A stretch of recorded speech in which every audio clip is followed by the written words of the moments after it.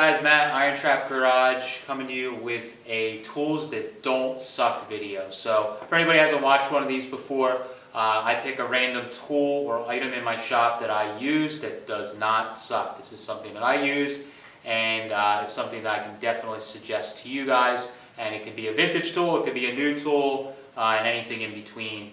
So today what I'm talking about is the Eastwood hands-free panel gap tool.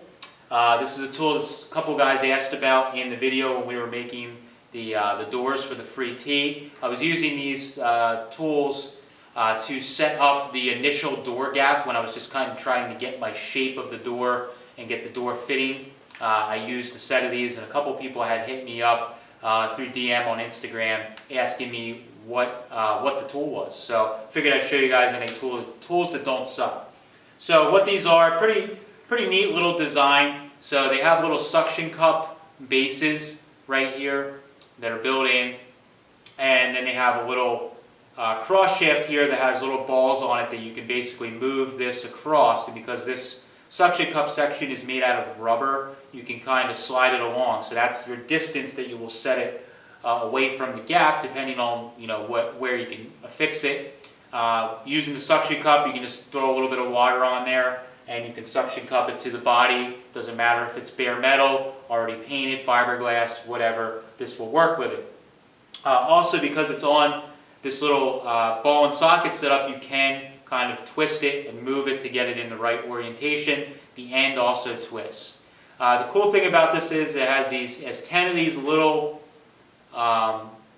plastic discs on here that you can section out. They're 45 thousandths each, so they're just under a 16th and just over a 32nd thick each of them. You can stack them up, and they are alternating black and white, so you can kind of keep track of the gap that you're using. So if you want to keep a consistent gap along the edge of the door, you can set the same number of discs out, suction cup it to the car like I'm doing here, put them in and fit them in the door, and that's how you can set your door gap when you're getting everything set up. And it works really nicely.